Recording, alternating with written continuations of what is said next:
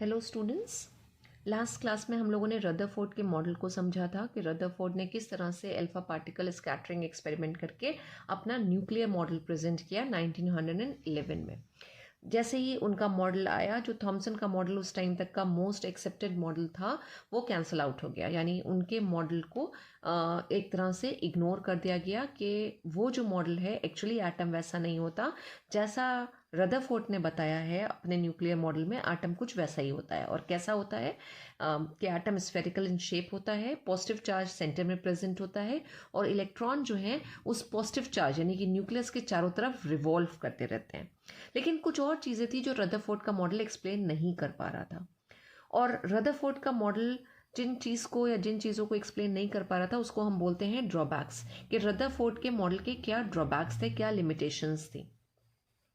तो जब हम रदरफोर्ड के मॉडल के ड्रॉबैक को डिस्कस करते हैं तो सबसे पहला या मेजर ड्रॉबैक जो निकल के आता है वो है कि रदरफोर्ड का model fail to explain the stability of atom.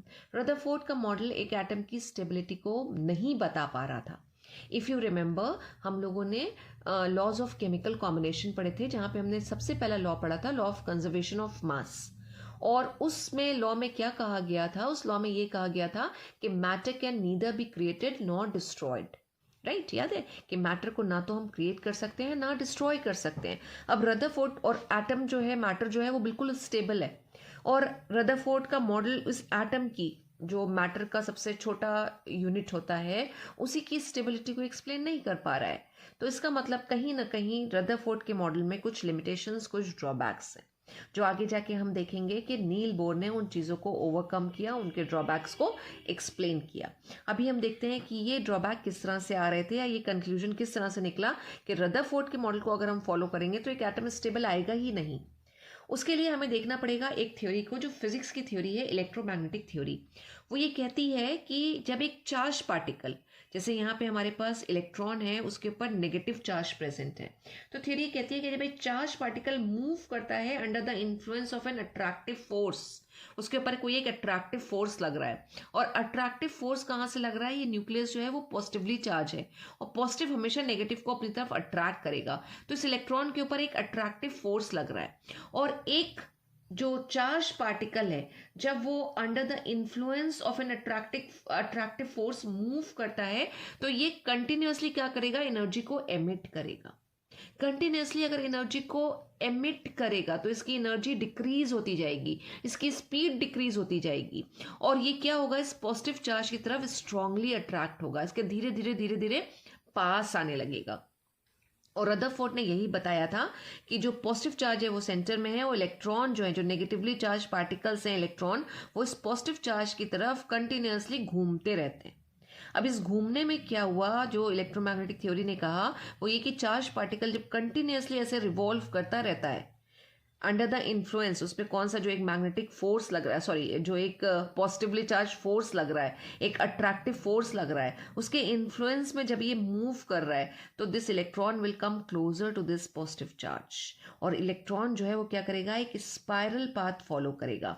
Spiral path, you can see कि इलेक्ट्रॉन क्या हो रहा है, ये नेगेटिव चार्ज जो है ये ऐसे घूमता हुआ आ रहा है, ये हमने एरो बना के दिखाया है, और धीरे धीरे धीरे धीरे क्या हो रहा है? यू कैन सी कि स्पाइरल पाथ को फॉलो करते हुए ये न्यूक्लियस के एकदम पास आ रहा है। और एक कंडीशन या एक टाइम ऐसा आएगा कि जो इलेक्ट्रॉन है ये इसी न्यूक्लियस के साथ कोलैप्स कर जाएगा, और अगर कोलैप्स कर गया तो इसका मतलब एटम फिनिश्ड, एटम खत्म हो गया।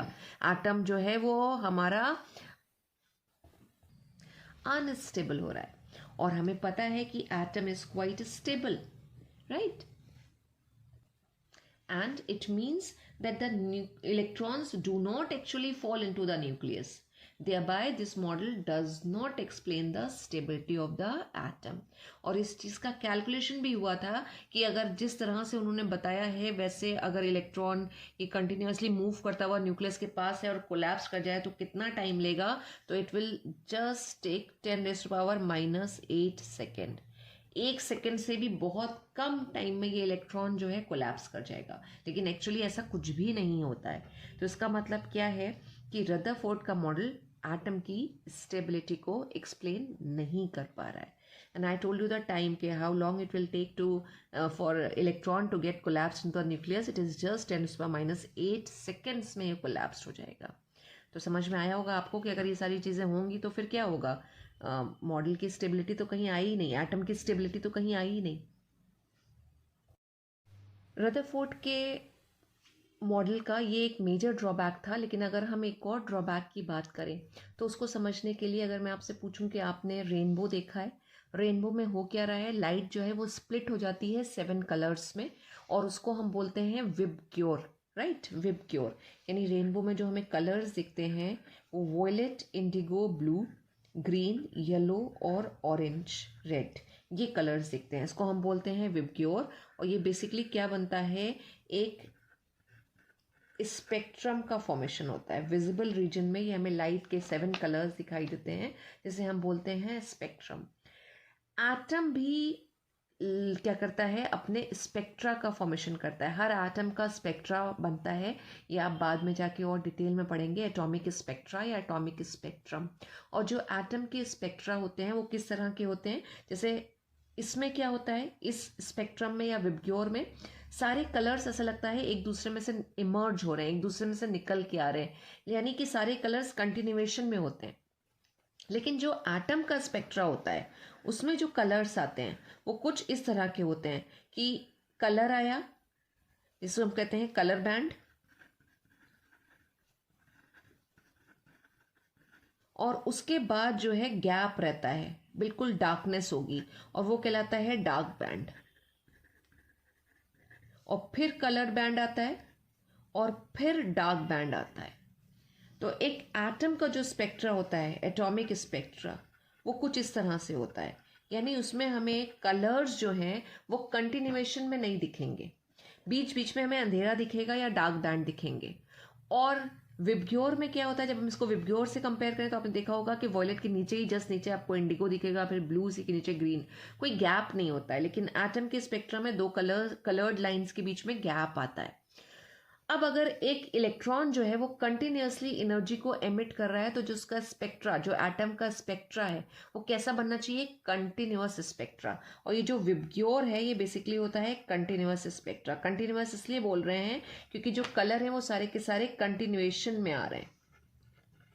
तो रदरफोर्ड के मॉडल के हिसाब से एक एटम को जो है वो कंटिन्यूअस स्पेक्ट्रा दिखाना चाहिए. लेकिन एटम कैसे स्पेक्ट्रा दिखाते हैं, डिसकंटिन्यूअस स्पेक्ट्रा दिखाते हैं, डिसकंटिन्यूअस. एंड आई होप आपको समझ में आ रहा होगा कि हम इसे डिसकंटिन्यूअस क्यों बोल रहे हैं, क्योंकि कलर्स जो है वो कंटिन्यूएशन में नहीं है. कलर आ रहा है, फिर डार्क बैंड आ रहा है, तो वो कंटिन्यूटी ब्रेक हो रही है. तो जो स्पेक्ट्रा बन के आ रहा है वो है डिसकंटिन्यूअस स्पेक्ट्रा. तो रदरफोर्ड के मॉडल के हिसाब से एटम का स्पेक्ट्रा कंटिन्यूअस स्पेक्ट्रा होना चाहिए. लेकिन एक्चुअली जो है, जब स्पेक्ट्रोस्कोपी से हम एक एटम का स्पेक्ट्रा स्टडी करते हैं तो जो एटम के स्पेक्ट्रा होते हैं वो डिसकंटिन्यूअस निकल के आते हैं, डिसकंटिन्यूअस.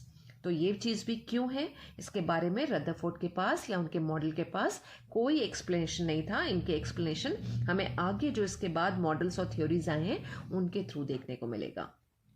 तो one more drawback of Rutherford model is if the electron lose energy continuously then the atomic spectra should be continuous, but actually this spectra is discontinuous. तो इससे कंक्लूजन क्या निकला, कंक्लूजन ये निकला कि it means the loss of energy by the electron is not continuous. यानी electron जो है वो कंटिन्यूअसली एनर्जी को एमिट नहीं करता है. So this is the second drawback of Rutherford's model. Thank you so much, students.